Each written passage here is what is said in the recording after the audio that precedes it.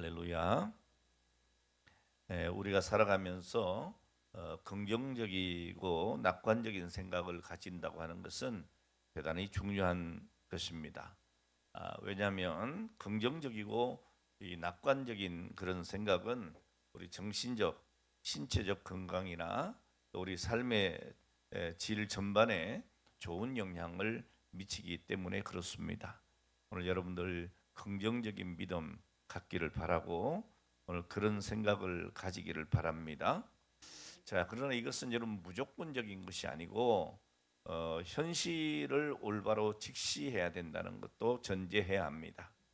왜냐하면 현실을 올바로 직시하지 못한 근거 없는 낙관주의는 오히려 문제를 해결하는 데 전혀 도움이 되지 않을 뿐 아니라 해가 되기 때문에 그렇습니다. 어, 스톡데일 패러독스라고 하는 용어가 있는데요. 이것은 미국 해군 중령이었던 제임스 스톡데일이라고 하는 사람이 있는데 이분이 베트남 전쟁 중에 포로가 됐습니다. 그래서 아주 악명 높은 포로 수용소에서 자그마치 7년 반 동안 생활을 하다가 죽음을 이기고 승리를 했습니다. 석방이 됐어요. 그런 그곳에서 온갖 심리적인 그리고 육체적인 고문을 받으면서 말 그대로 지옥 같은 나날을 보냈습니다. 제가 지난번에 베트남을 갔다 왔는데 그 베트남의 푸꾸옥에 가면 그 수용소가 하나 있어요. 그 수용소를 제가 방문을 하게 됐습니다. 정말 이런 곳이 있을까? 그런 생각이 들었어요. 그 푸꾸옥에 있는 수용소인데요. 거기 가보니까 정말 탈출이라고 하는 것은 생각도 할 수 없고 온갖 고문들이 자행이 되는데 사람으로서는 그렇게 할 수 없을 것 같더라고요. 그런 고문들이 이루어진 그런 현장에서 7년 반 동안 갇혀 있다가 석방이 되었습니다. 석방된 후에 이런 자신의 경험을 회고했는데 이렇게 말합니다. 곧 풀려날 거라고 섣불리 낙관한 동료들은 금세 좌절해서 죽었다. 하지만 나는 쉽게 풀려나지 못할 것이라고 생각을 하고 장기간 버텨야 한다고 하는 오늘 그런 각오로 하루하루를 보냈다. 덕분에 이렇게 돌아올 수 있었다. 이렇게 얘기를 했습니다. 여러분 냉혹한 그 현실을 직시하면서 버틴 오늘 그는 살아났지만 막연하게 상황을 낙관적으로 기대했던 동료들은 죽었다는 거예요. 오늘 그들은 설마 크리스마스 전에는 석방되겠지 그렇게 생각을 하고 크리스마스가 지나면 부활절에는 석방이 되겠지. 또 부활절이 지나면요 추수감사절에는 석방이 되겠지. 이렇게 늘 풀려날 거라고 믿었다는 거죠. 그런데 여러분 크리스마스가 지나고 부활절이 지나고 또 추수감사절이 또 지나고 또다시 크리스마스가 오고 그리고 또 부활절을 기다리고 그리고 추수감사절을 또 기다리고 그런데 여러분 이게 반복되면서요 그 희망이 꺾이는 거예요. 자, 그래서 이런 반복되는 상실감에 결국에 무너지고 말았다는 거죠. 자, 이 말은 경영학자인 짐 콜린스가 자기의 책 좋은 기업을 위해 좋은 기업을 넘어 위대한 기업으로라는 그 책에서 이 제임스 스톡데일의 일화를 소개하면서 널리 알려지게 된 이야기입니다. 자, 이 스톡데일은 그 고난 가운데서도 포기하진 않았지만 냉철한 현실 인식을 가지고 살았다는 거죠. 오늘 여러분 우리가 그냥 막연히 잘 되겠지 이런 식의 낙관론은 경계해야 합니다. 뭐 잘 되겠지 뭐 이건 굉장히 위험한 생각입니다.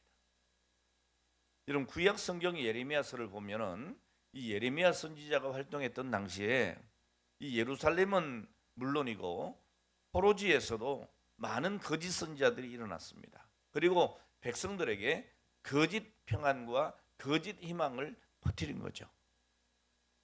그들은 이 유다가 결코 망하지 않는다는 것, 그리고 포로로 끌려간 사람들이 속히 돌아올 거라고 하는 근거 없는 희망을 줬어요. 그 낙권, 근거 없는 낙권론이죠. 여러분, 예레미야가 선포한 내용과는 전혀 반대 이야기예요. 여러분, 문제는 백성들이 예레미야의 말은 싫어했고 이 거짓 선지자의 말은 들었다는 거예요. 오늘 여러분, 귀에 듣기 좋은 말이 다 좋은 말이 아닙니다. 때로는 여러분, 하나님의 말씀이 우리 귀에 거슬려도 그것이 생명의 말씀인 것을 우리가 알아야 합니다. 자, 그래서 어쨌든 이 거짓 선지자들이 전하는 근거도 없는 그런 거짓 평안과 희망에 이스라엘 백성들이 사로잡히게 된 것이죠. 포로주의에 있었던 사람들도 마찬가지예요. 곧 돌아갈 거다. 그런 현실에 적응할 생각하지 않고 그냥 막연히 빨리 갈 거야 라고만 생각하니까 그 포로지에서 생활이 제대로 됐겠습니까? 빨리 가야지. 오늘 여러분, 이 시한부 종말론의 가장 큰 병폐가 뭐예요? 여러분, 우리는 천국 갑니까 안 갑니까? 가죠. 자, 그런데 여러분, 우리는 천국에 가지만 언제 갈지를 몰라요. 근데 이것이 비관적인 게 아니라는 겁니다. 언제 갈지는 모르지만 우리는 분명히 생각할 것이 뭐예요? 분명히 간다는 거예요. 분명히 간다. 그러나 이 땅에 사는 동안에 어떻게 해야 된다? 하나님이 주신 내 삶을 신중하게, 그리고 하나님께 부끄럽지 않도록 최선을 다해서 살아야 된다는 거죠. 내일 지구의 종말이 오더라도 나는 한 그루의 사과나무를 심겠다고 하는 오늘 그런 마음으로 살아야 되는 것이죠. 자, 그런데 이 포로지에 있던 사람들은 그러지를 못했다는 거예요. 곧 돌아가겠지. 그러다 보니까 이 막연한 희망에 부풀어서 현실에 적응할 생각은 하지 않고 그냥 막연한 돌아갈 생각만 했다는 것이죠. 자, 예레미야는 이런 사람들을 위해서 여러분, 시드기야 왕이 바빌론 왕에게 보낸 사신들, 이 엘라사와 그마랴라고 하는 사람 편에 이 편지를 써서 보냅니다. 그 편지의 일부분이 뭔가 하면 여러분, 예레미야서 29장 4절 이하에 있는 말씀이에요. 한번 여러분 찾아보시기 바랍니다. 자, 여기 말씀에 보면 이 예레미야는 그들이 곧 돌아오지 못하리라고 말합니다. 예레미야 29장 10절에 보면 여호와께서 이같이 말씀하시느니라, 바벨론에서 70년이 차면, 그랬어요. 곧 돌아오는 게 아닙니다. 몇 년? 70년이에요. 70년이 차면 내가 너희를 돌보고 나의 선한 말을 너희에게 성취하여 너희를 이곳으로 돌아오게 하리라, 이렇게 말씀하셨어요. 여러분, 70년이 지나야 회복된다는 거예요. 자, 그런데 거짓 선지자들은 그러지 않았어요. 곧 돌아갈 거야. 곧 돌아갈 거야. 그냥 잘 될 거야. 그랬다는 거예요. 자, 그런데 예레미야는 그렇지 않다. 70년이 돼야 된다. 그러니까 이런 현실을 직시하고 그곳에서 잘 적응해라, 그렇게 얘기하는 거예요. 예레미야 29장 5절로 6절에 보면 이렇게 말합니다. 너희는 집을 짓고 거기 거하며 전원을 만들고 그 열매를 먹어라. 아내를 취하여 자녀를 생산하며 너희 아들로 아내를 취하며 너희 딸로 남편을 맞아 그들로 자녀를 생산케 하며 너희로 거기서 번성하고 쇠잔하지 않게 해라, 그럽니다. 무슨 말이에요? 집을 짓고 밭을 만들고 결혼하고 자녀를 낳아서 어떻게 하라고요? 번성해라 하는 거예요. 어디에서? 그곳에서. 여러분, 현실에 대한 올바른 인식과 바탕으로 현실에 깊이 뿌리를 내리라는 거예요. 그뿐만 아니고 7절 말씀에 보면 심지어 원수의 땅인 그 바벨론을 위해서, 그 바벨론의 평안을 위해서 기도해라 그럽니다. 7절에 뭐라고 합니까? 너희는 내가 사로잡혀 가게 한 그 성읍에 평안하기를 힘쓰고 위하여 여호와께 기도하라. 이는 그 성이 평안함으로 너희도 평안할 것임이라 그랬어요. 여러분, 이 말씀에는 두 가지 의미가 있어요. 오늘 하나는 내 주변이 평안해야 나도 평안할 수가 있는 거예요.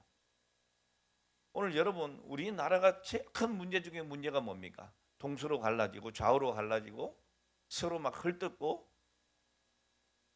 여러분 이게 문제라는, 비판은 해야 되지만 여러분 비판이 없으면 발전이 없으니까 비판은 해야 되지만 어떻게 해야 되는 거예요? 서로 존중하고 받을 것은 받고 줄 것은 주고 이렇게 해야 되는 거예요.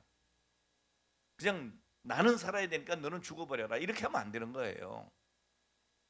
이게 여러분 그러다 보니까 지금 국민들이 그냥 피곤한 거예요. 여러분 뉴스 틀면 피곤하잖아요. 듣기 싫잖아요. 왜? 그냥 서로 죽으라 그러니까. 네. 전 뉴스를 안 본 지 한참 된 것 같아요. 왜? 머리가 아파. 머리가 아파. 그러지 말라는 거예요. 어떻게 하라고요?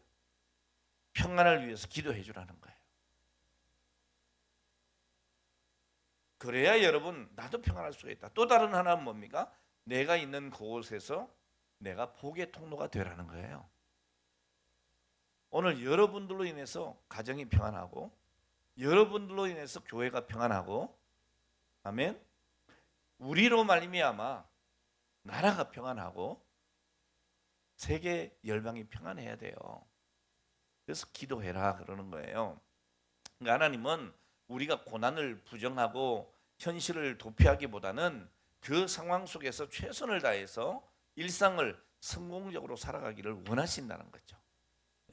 더 나아가서 비록 적대적인 사람이라 할지라도 그 사람까지도 잘되게 하는 복의 통로가 되라는 거예요. 자, 그러면서 이 예레미야는 자기 동족을 향한 하나님의 마음을 소개해요. 뭐라고 합니까? 포로 생활이 재앙처럼 보이지만 재앙이 아니라는 거예요. 오늘 제목이 뭐예요? 고난을 바라보는 관점이에요. 오늘 여러분 이스라엘 백성들처럼 우리에게도 고난이 와야 하나요? 와요.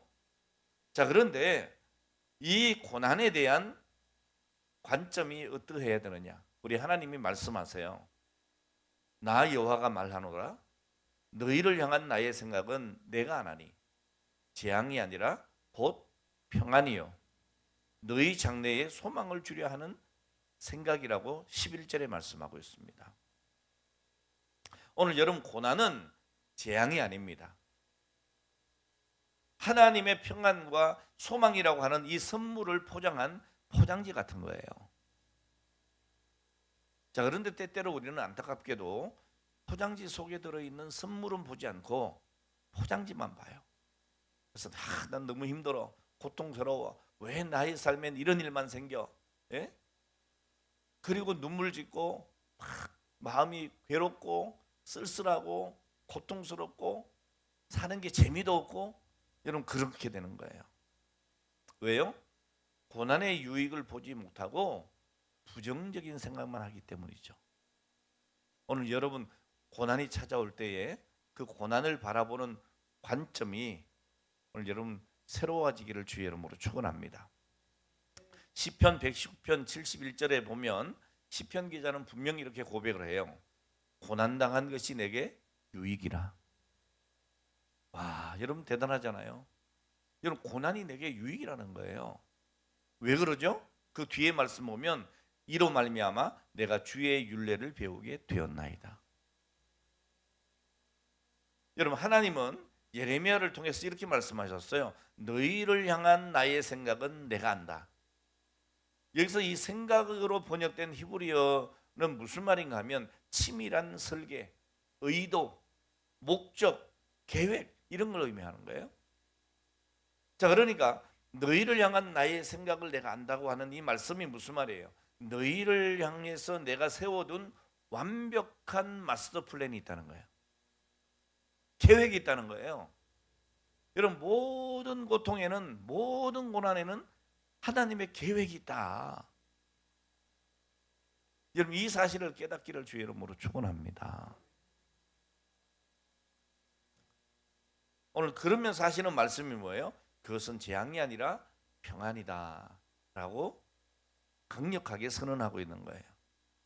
오늘 이스라엘 백성들의 이 포로 생활 70년이 오늘 그들에게는 징계처럼 보이겠지만 사실은 오늘 그들로 하여금 우상 숭배에서 돌이키고 정결하게 만드는 영적인 수술 시간이었다는 거죠. 그걸 사랑하는 여러분, 하나님은 우리를 고통 속에 방치하시는 분이 아닙니다. 세상은 줄 마음도 없으면서 막 우리로 하여금 기대감을 부풀립니다. 여러분, 정치인들 믿지 마세요. 예? 기도해 주세요.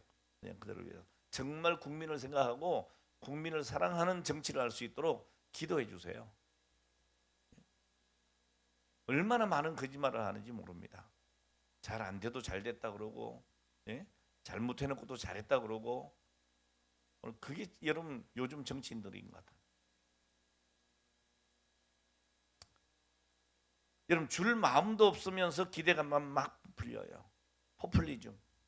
예? 그렇지만 여러분, 하나님의 본심은 우리의 평안, 온전한 회복과 완성에 있습니다. 오늘 여러분, 인간이 당할 수 있는 최악의 고난을 당한 사람, 그럼 누가 떠오르죠? 욥. 이제 한 번에 딱 나오네요. 욥. 욥이죠, 사실. 예? 여러분, 많은 사람들이 있겠지만 저는 구약의 욥이라고 생각합니다. 여러분, 이 욥은 믿음으로 고난을 이기고 승리한 인물의 대표적인 사람이라고 저는 생각합니다. 왜 그렇습니까? 여러분, 욥기 5장 7절에 보면 사람은 고생을 위하여 났나니 불꽃이 위로 날아가는 것 같다 그랬어요. 여러분, 가장 고통스러운 것 중에 하나가 뭔지 아세요? 화상통증이랍니다. 화상통증. 오늘 여러분들도 경험해 보셨을 거예요. 뭐 이렇게 손가락 여기 조금만 이런 불에 대도 어떻습니까, 여러분? 온몸이 다 아프잖아요, 솔직히. 예? 이 불에 대었을 때 이 화기가 빠지기 전까지는 계속해서 염증이 깊어지고 그렇게 아플 수가 없어요. 이 욥이 고난을 불꽃에 비유했다고 하는 것은 그의 고난이 얼마나 고통스러웠던 것인가 하는 것을 알 수 있어요. 그의 많은 재산 다 사라지고 10자녀까지 태풍에 집이 무너지면서 다 압사해 죽고 자기 몸마저 악창이 나고 제 가운데 뒹굴고 기와장으로 벅벅 긁어져야만 하는 그런 고통이에요. 거기다가 가장 위로해 줘야 될 아내는 뭐라고 해요? 하나님을 저주하고 죽으라고 얘기하고 도망가 버립니다. 여러분, 우리가 어떤 고난을 당한다 해도 이 같은 고난 당하겠어요? 여러분 자녀들 중에 누구 하나만 잘못돼도 얼마나 가슴이 아파요. 근데 10자녀가 죽었다고. 여러분 가지고 있는 재산 조금만 잃어버려도 얼마나 허전하고 얼마나 답답합니까? 근데 그 많던 재산이 다 날아가 버렸어요. 네? 그런데 여러분, 이 욥보다도 더 큰 고난을 당하신 분이 있어요. 바로 우리 주님이시죠. 네. 우리를 위하여 십자가에 달리신 주님의 고통이에요. 여러분, 인간들이 당하는 고난은 하나님을 반역하고 범죄함으로 자기가 당할 고난을 당하는 거지만은 우리 주님은요, 죄 없으신 분이세요. 죄 없으신 분이 그것도 하늘 보좌에 앉으신 그 하늘 보좌를 버리시고 하나님이신 그분이 낮고 천한 이 땅에 오셔서 온갖 고난을 다 받으시고 인간이 받을 최고의 고통의 십자가 형태를 지시고 죽으신 거예요. 그래서 여러분 오늘 말씀에도 보면 뭐라고 합니까? 하나님이 세상을 이처럼 사랑하사 독생자를 주셨으니 그런 거예요. 하나님이 세상을 이처럼 사랑하셨다. 이처럼. 여러분 이게 하나님의 본심이에요. 하나님의 본심. 이 십자가에 하나님의 결정적인 본심이 담겨 있는 거예요. 하나님의 본심, 우리에게 고생이나 근심을 주는 것이 아니고 인자와 긍휼로 선한 길로 인도하시는 샬롬에 이르게 하는 오늘 그 절정이 바로 뭐냐? 주님의 십자가 사랑이라는 거예요. 오늘 예수 그리스도의 십자가 사랑을 믿음으로 구원받은 오늘 저와 여러분들, 오늘 혹시 여러분 우리의 삶 속에 겪는 고난이 있다면, 고통이 있다면 오늘 그것은 우리를 무너뜨리는 재앙이 아니라 구원받은 하나님의 자녀된 나를 더 견고하게, 오늘 견고한 미래를 만들기 위한 하나님의 공사기관이구나, 이렇게 생각하시면 돼요. 우리를 수리하시는구나. 오늘 그렇게 믿으시기를 축원합니다. 오늘 놀라운 사실이 뭡니까, 여러분? 하나님께서 오늘 저와 여러분 한 분 한 분 특별한 사랑을 하셨다는 거예요. 하나님은 우리를 사랑하시되 끝까지 사랑하신다고 말씀드렸습니다. 오늘 여기 본문에서도 하나님이 세상을 이처럼 사랑하사 그랬어요. 여기 세상이라고 하는 것은 바로 사람들을 가리키는 겁니다. 저와 여러분들이 모두 여기 포함돼요. 따라서 우리는 세상이라고 하는 말 대신에 그 자리에 내 이름을 넣어도 돼요. 하나님이 나를 이처럼 사랑하사, 이렇게 넣으셔도 돼요. 네. 오늘 여러분, 그리고 이처럼이라고 하는 말이 뭐냐? 독생자를 내어주기까지 사랑했다는 말씀이에요. 이처럼, 하나님이 이처럼 나를 사랑하셨다, 그 말입니다. 로마서 5장 8절에 보면 너무 감격스러운 것은요, 우리가 예수 믿고 선하게 살아야지 막 그럴 때가 아니에요. 그때 우리를 구원해 주신 게 아니에요. 우리가 아직 죄인 되었을 때에 그리스도께서 우리를 위하여 죽으심으로 하나님께서 우리에게 대한 자기의 사랑을 확증하셨느니라, 이렇게 말씀하셨어요. 하나님은 우리를 향한 사랑을 이처럼 아주 명확하게 증명하시고 우리에게 하나님의 사랑을 믿으라고 말씀하고 있는 거예요. 오늘 본문 말씀에 누구든지 믿으면이라고 하는 말씀이 나오는데요, 여러분, 하나님의 사랑을 사람들이 믿지 못해요. 이게 문제 중에 문제죠. 오늘 여러분, 하나님의 사랑을 믿으시기 바랍니다. 여러분, 자식이 부모의 헌신적인 사랑을 믿지 못하면 자식도 불행하고, 오늘 그런 자식을 보는 부모도 불행해요. 예? 여러분, 부부간에 서로 사랑을 믿지 못하면 부부관계에 심각한 위기가 찾아오는 거예요. 같이 살면서도 늘 의심하고 늘 그 사랑을 못 믿고 살아가 보세요. 얼마나 불행합니까? 분명히 사랑하는데, 그것도 아주 엄청난 희생을 통해서 사랑을 입증했는데 고집스럽게 의심하고 믿지 못하면 얼마나 안타깝냐고요. 오늘 그처럼 하나님의 놀라운 사랑을 많은 사람들이 받았음에도 믿지 못하는 거예요. 외아들까지 내어주셨건만 그 사랑을 믿지 못하는 거예요. 오늘 여러분, 나는 하나님께 사랑받은 존재라고 하는 이 사실을 잊지 않기를 바랍니다. 믿으시기를 바랍니다. 오늘 그 사랑을 믿고 하나님의 큰 복을 누리는 여러분 되시기를 주의 이름으로 축원합니다. 여러분, 하나님의 사랑을 믿으면 어떤 복이 많으냐? 먼저 여러분 행복해집니다. 오늘 여러분 행복하십니까? 여러분, 하나님의 사랑을 믿으면 행복하다고요. 여러분, 영국의 사상가 토머스 칼라일이라고 하는 사람이 있어요. 이 사람은 역사와 문필에 굉장히 뛰어난 사람입니다. 그런데 좀 이게 표현이 좀 서툴렀던 것 같아요.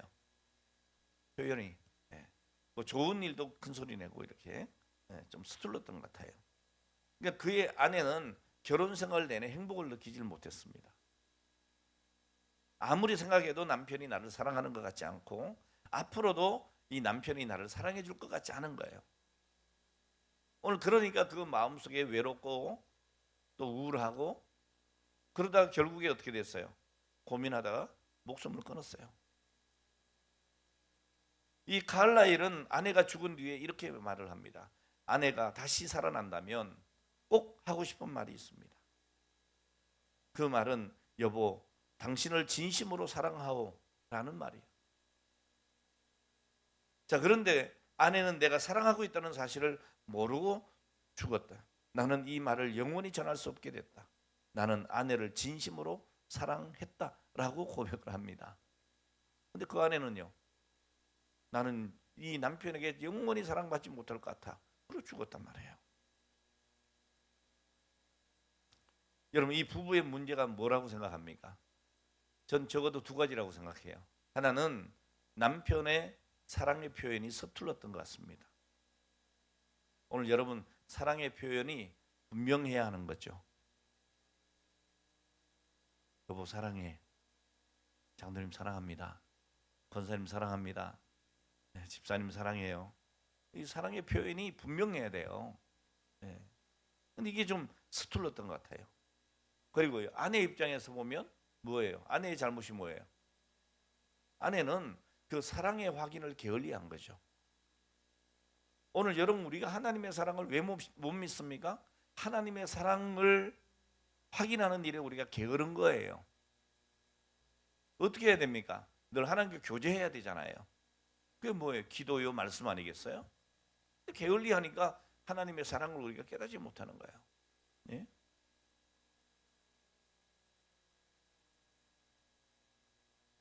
오늘 하나님께서 오늘 여러분을 향해서 말씀하십니다.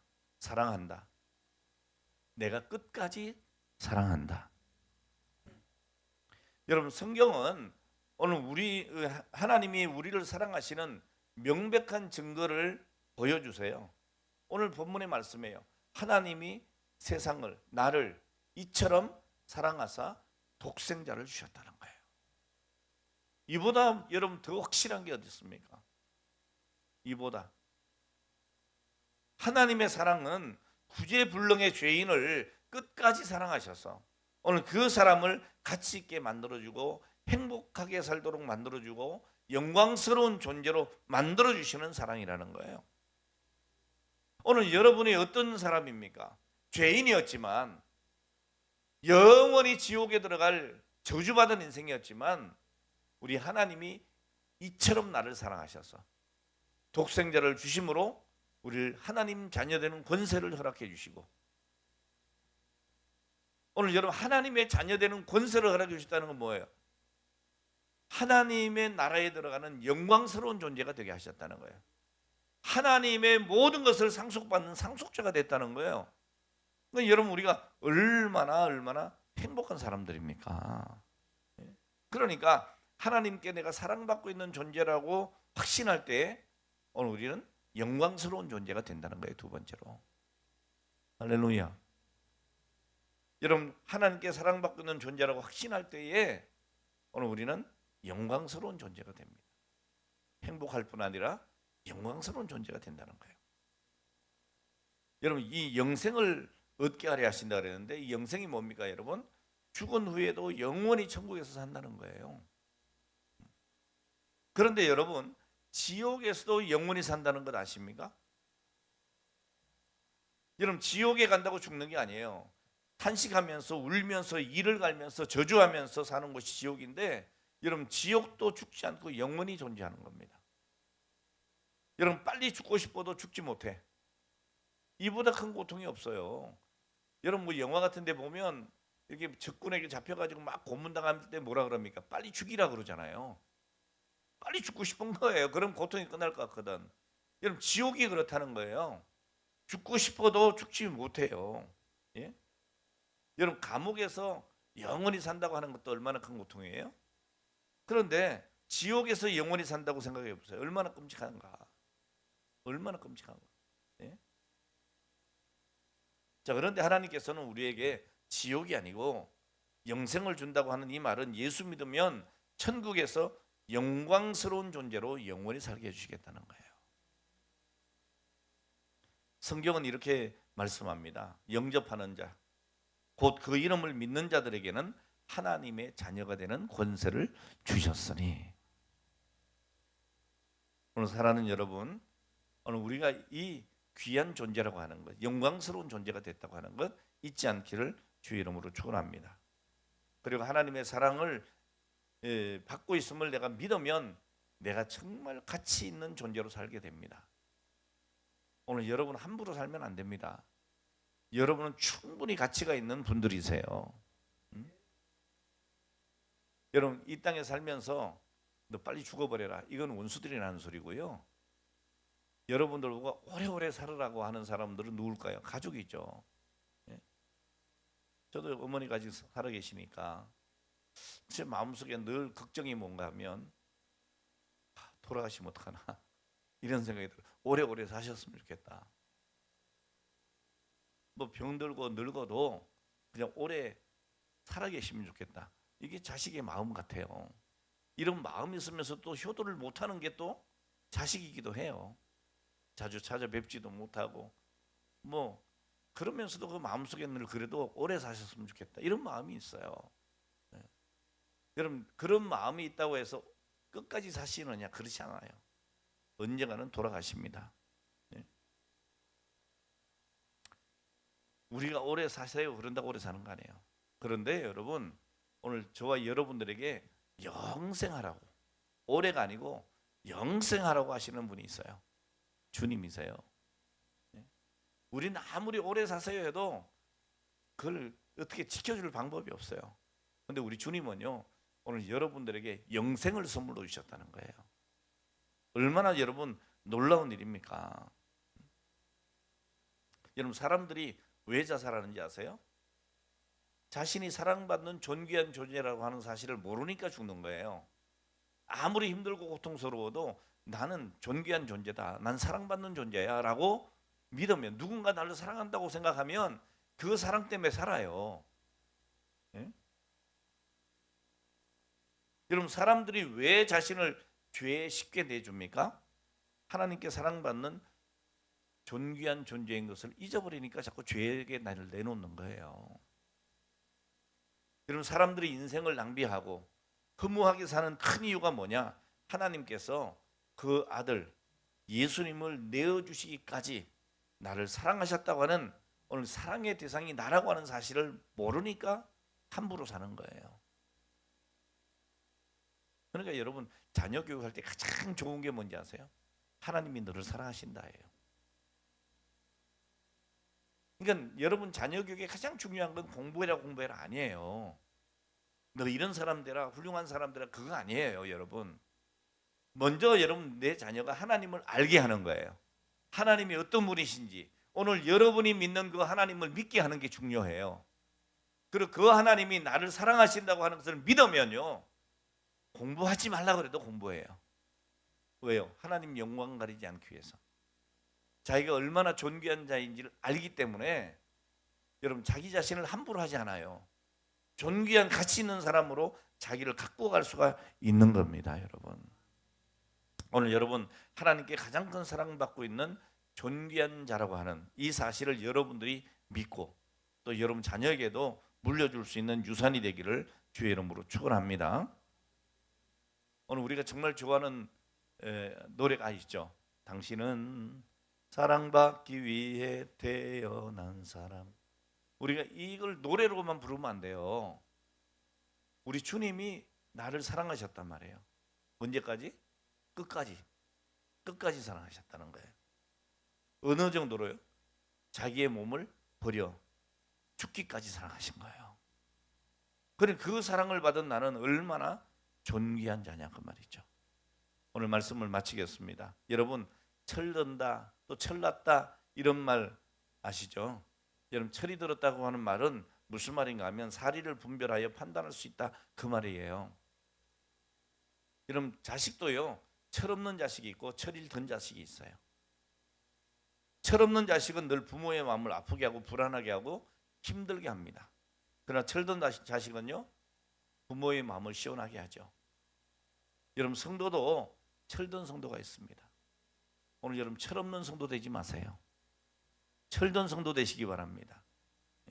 하나님 아버지의 마음과 그 심정을 이해하고 살아가는 사람, 하나님의 본심을 알고 이해하는 사람, 그런 사람은요 고난을 바라보는 관점이 달라요. 왜? 하나님의 본심을 알기 때문에. 하나님의 본심은 고난 가운데 우리가 재앙으로 끝나기를 원치 않으세요. 평안과 소망을 주시는 것이 우리 하나님의 본심인 것을 믿으시기를 바랍니다. 그래서 날마다 하나님의 큰 사랑받고 있는 것을 여러분 믿고 바라보고 매 순간 자기 자신을 하나님께 사랑받는 사람인 것을 확인하고 그리고 영광스럽게 변화되고 하나님께 귀히 쓰임받는 존귀하고 더 행복한 인생으로 살아가는 오늘 저와 여러분 되시기를 주의 이름으로 축원합니다. 기도하겠습니다.